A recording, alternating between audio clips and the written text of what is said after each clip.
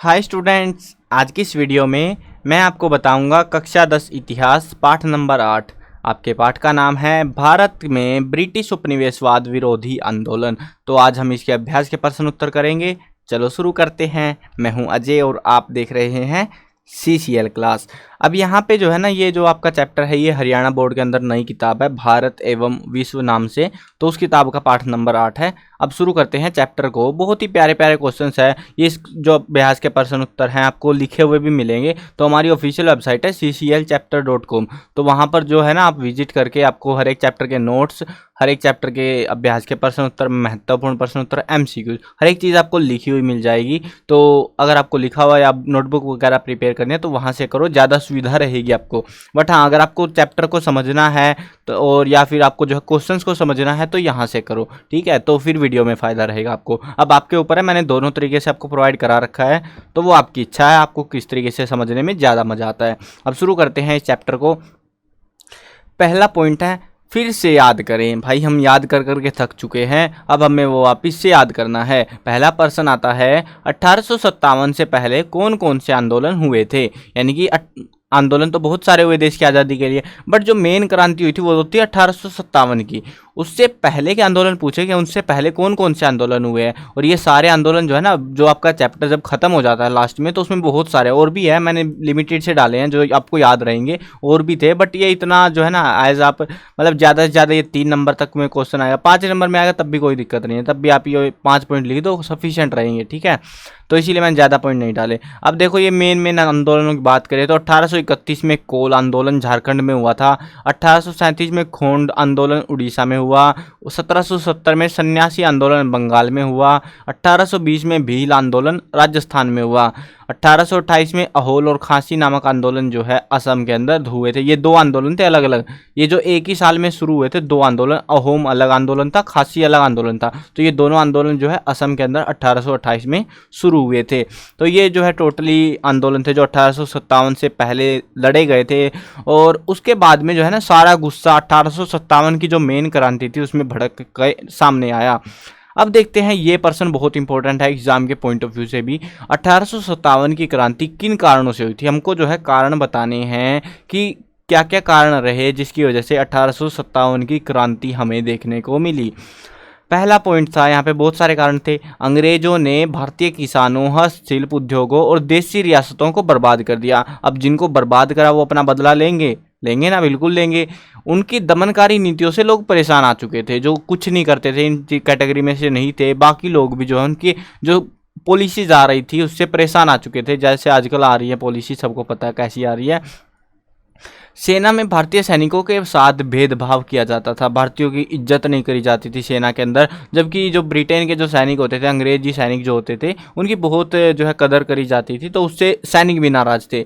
ईसाई मत के प्रचार से और भारतीय धर्म व संस्कृति का उपहास करने से भारतीय जनता बहुत दुखी हुई। यानी कि वो तो कर रहे, लोगों को परेशान कर रहे, साथ में धर्म की बेइज्जती कर रहे और अपने धर्म का प्रचार करे जा रहे थे। ज़्यादा धन इंग्लैंड भेजे जाने की वजह से देश में धन की कमी होने लगी। यानी कि जो पैसा था देश में, अमीर देश तो होता था ना, सोने की चिड़िया था यार देश अपना, तो वो सारा देश का जो धन था वो इंग्लैंड जाता रहा धीरे धीरे करके, और जिससे देश गरीब होता चला गया। और वो चीज़ जो है जब लोगों को महसूस होने लगी ये सारी चीज़ें, कंडीशंस, तो लोगों ने बगावत कर दी और इतनी बड़ी बगावत करी, अंग्रेजों को हिला डाला था। चलो अगला प्रश्न देखते हैं।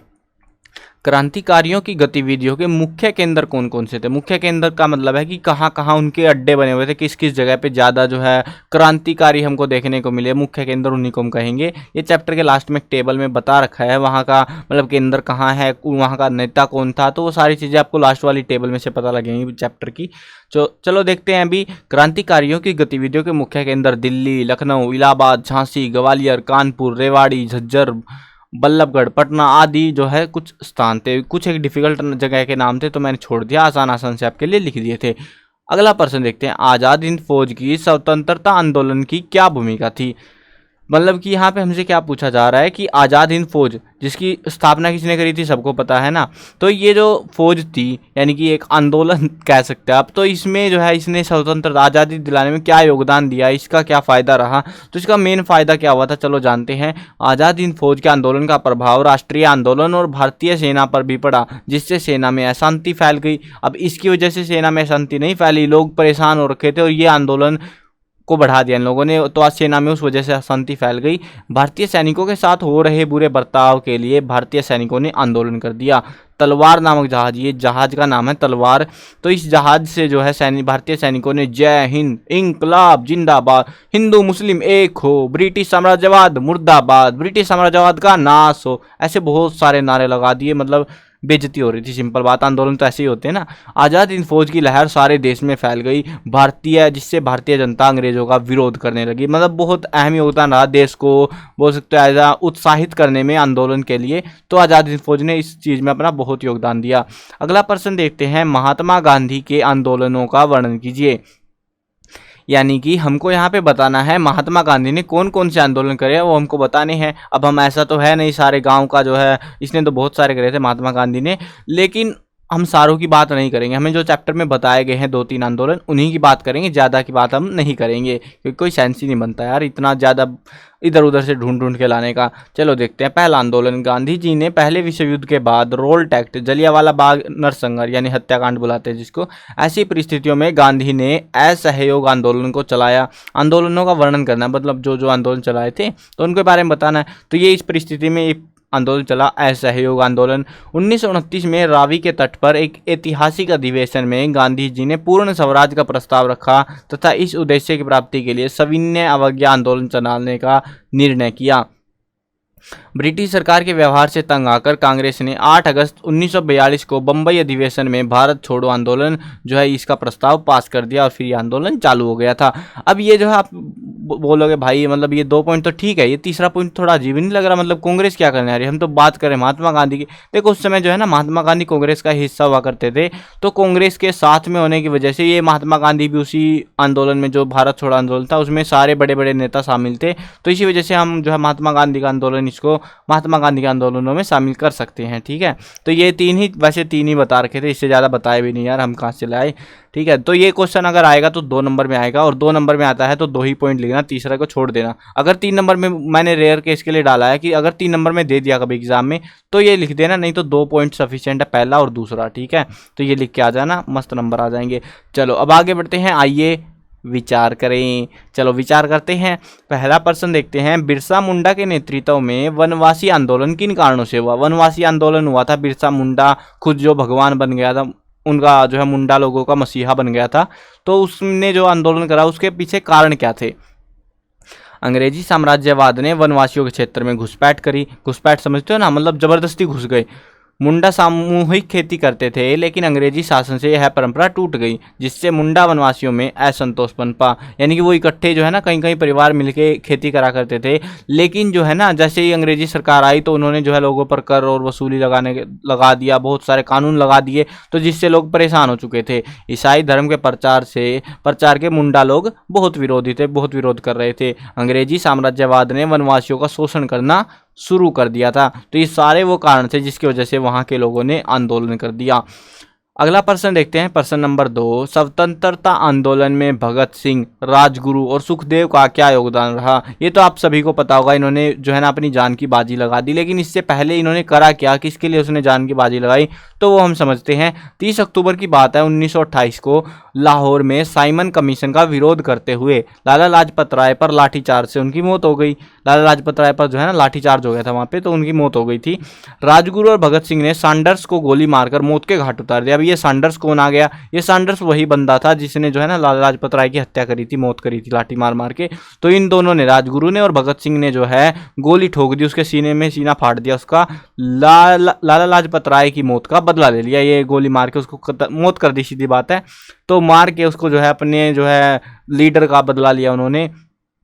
जिससे जनता में ये बहुत प्रसिद्ध हो गए। अब ये तो प्रसिद्ध हो गए, लेकिन सजा अंग्रेज तो दे के मानेंगे।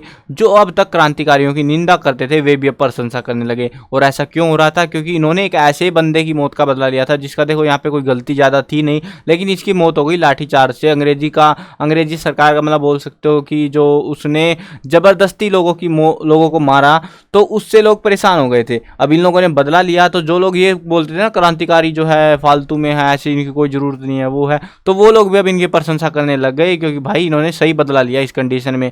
हत्या के आरोप में अंग्रेजी सरकार ने उन पर मुकदमा चला दिया और भगत सिंह और उसके साथियों को मौत की सजा सुना दी। फांसी की सजा रोकने के लिए पूरे देश में प्रदर्शन हुए। जनता के विरोध के डर से सतलुज के किनारे इनका अंतिम संस्कार कर दिया, फांसी तोड़ दी इनको। उसके बाद जनता कहीं उसको अंग्रेजी सरकार या जो अफसर है उनको मार ना डाले, तो उसके लिए उनका अंतिम संस्कार चोरी छिपे कर दिया गया था।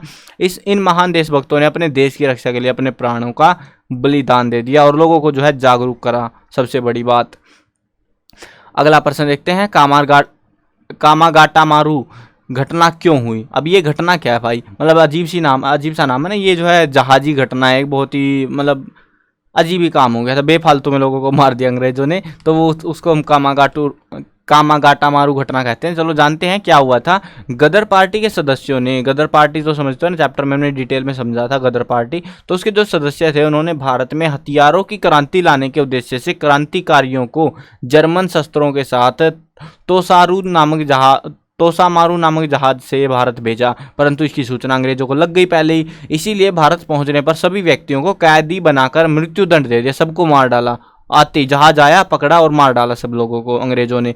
इसी समय कनाडा की सरकार ने भारतीयों पर बहुत सारे प्रतिबंध लगा रखे थे, इसीलिए मतलब वहाँ पे जा भी नहीं सकता था भारतीय कनाडा में।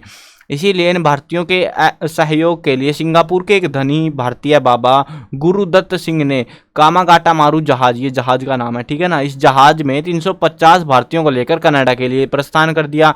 23 मई 1914 को जब यह जहाज कनाडा की बंदरगाह वैंकूवर पहुंचा, तो कनाडा की सरकार ने इन्हें यहाँ उतरने की अनुमति नहीं दी। उसके बाद में ये जहाज कहाँ आएगा? अपने देश में आएगा, भारत के लिए रवाना हो गया। परंतु जब ब्रिटिश सरकार को इसका पता चला, तो कलकत्ता पहुंचते ही सरकार ने बलपूर्वक इन यात्रियों को पंजाब में भेजने का प्रयास किया। अब देखो, आप जानते हो ना, नक्शा वक्शा आपको भी याद आ रहा है यार, इतना तो होगा। देखो ये है हमारा भारत, ऊपर से मोटा मोटा सा बना रहा हूँ मैं, ठीक है, ऐसे से। तो ये है बंगाल और ये है पंजाब, मतलब यहाँ से यहाँ फेंक रहे हैं, बहुत ज़्यादा ही दूर फेंक रहे थे लोग। तो इन्होंने जो है पंजाब भेजने का प्रयास किया। कुछ यात्रियों ने बलपूर्वक कलकत्ता में प्रवेश करने की कोशिश की, तो सरकार ने उन पर गोली चला दी। कामागाटा मारू के निर्दोष व्यक्तियों पर गोली चलाए जाने के कारण भारतीयों में ब्रिटिश शासन के प्रति काफी रोष उत्पन्न हुआ, नाराज हो गए लोग, ऐसे बेफालतू में तुम गोली क्यों मार रहे हो। इसी को हम कहते हैं कामागाटा मारू घटना। ये पूरी एक घटना थी जिसके तहत मतलब बेफालतू में निर्दोष लोगों की हत्या कर दी गई थी, तो इसको कहते हैं हम कामागाटा मारू घटना। वैसे पेपर में तो कमी आएगी। चलो आगे बढ़ते हैं। स्वतंत्रता आंदोलन में स्वदेशी व बहिष्कार क्यों जरूरी थे, क्यों महत्वपूर्ण थे? मतलब कि अपने कपड़े अपनाओ, अपना सामान अपनाओ और बाहरी लोगों का बहिष्कार कर दो, वो क्यों जरूरी थे? ब्रिटिश सरकार भारतीयों को शोषण कर रही थी। औद्योगिक क्रांति के चलते इंग्लैंड से आने वाला कपड़ा भारत में बिकने की वजह से सारा पैसा इंग्लैंड जा रहा था। इसीलिए स्वतंत्रता आंदोलन में स्वदेशी कपड़े को अपनाया ताकि देश का पैसा देश में रहे। इसके साथ ही विदेशी कपड़े का बहिष्कार किया गया और खादी जैसे वस्त्र का प्रचलन बढ़ गया। अंग्रेजों की आर्थिक स्थिति को कमजोर करने के लिए भी यह कदम बहुत ही लाभकारी सिद्ध हुआ, यानी कि कहीं ना कहीं उस चीज़ का भी फायदा मिला, जिससे जो है ना होता ना कि देश की अर्थव्यवस्था बर्बाद सी होने लगती है, कमज़ोर होने लगती है, तो उसमें भी ये कहीं ना कहीं अपना योगदान दे रहा था। इसीलिए ये ज़रूरी था कि अपने देश के कपड़े अपनाओ, अपने देश का सामान अपनाओ और बाहरियों का बहिष्कार करो। आओ करके देखें, चलो क्या करना है देखते हैं। पहला प्रश्न है, क्रांतिकारियों की गतिविधियों की सूची बनाइए। मतलब क्रांतिकारी क्या करते थे उसके बारे में हमको बताना है। बेसिकली भारतीय क्रांतिकारी ब्रिटिश सरकार को उखाड़ फेंकना चाहते थे, जिसके लिए वह लोगों का समर्थन चाहते थे। वह सक्रिय रूप से देश की आज़ादी के लिए आंदोलन करते रहते, अपनी जान की परवाह किए बगैर वे अंग्रेजों का विरोध करते थे। तो ये करते थे, उनकी गतिविधियां ऐसी कुछ थी, और आप इनमें ऐड भी कर सकते हो, वैसे पेपर में नहीं आएगा, बट हाँ आप अपने हिसाब से जो मन करे लिख सकते हो। सुभाष चंद्र बोस के चित्रों को इकट्ठा करके कोलाज बनाइए। भैया ये कोलाज वोलाज है ना, आप ही बनाओ, मैं नहीं बना रहा, फिर मेरे को कोई कॉपीराइट चिपका जाएगा यहाँ पे, है ना। तो यहाँ पे जो है कोलाज आप ही बना लेना, फोटो जो है नेट वेट पे मिल जाएगा आपको। चाहतर अपने आसपास या इंटरनेट से सुभाष चंद्र बोस के फोटो को इकट्ठा करके कोलाज बना सकते हैं, मतलब चिपकाने यार, सीधी बात है, चिपका के कुछ बना लो, ठीक है। तो ये थे आपके अभ्यास के प्रश्न उत्तर इस चैप्टर से। बाकी के जो है ना महत्वपूर्ण प्रश्न उत्तर MCQ, ये सारी चीज़ें मिलेंगी आपको, कंप्लीट बुक का सॉल्यूशन मिलेगा। प्लेलिस्ट में विजिट करके देखना आप, डिस्क्रिप्शन में लिंक मिल जाएगा। बाकी वीडियो खत्म होते ही अपने आप भी स्क्रीन पे आ जाएगी, कोई दिक्कत की बात नहीं है। चलो वीडियो करते हैं खत्म। मैं कवर करने वाला हूँ क्लास 1 से लेकर 12th तक सभी सब्जेक्ट की वीडियोस, हिंदी मीडियम और इंग्लिश मीडियम सभी सब्जेक्ट में होने वाली है। तो यार सब्सक्राइब कर लो, तुम बिल्कुल सब्सक्राइब नहीं करते तो सब्सक्राइब करके घंटी वंटी दबा लेना मन करे तो, ताकि एग्जाम हो ना जब हरियाणा बोर्ड का, तो यार पेपरों में जो अपडेट देते हैं, इंपॉर्टेंट क्वेश्चंस आपको प्रोवाइड कराते हैं, तो वो आपको टाइम से मिले और आपको भी मज़ा आ जाए फिर पेपरों में, है ना। चलो मिलते हैं नई वीडियो में, बाय बाय।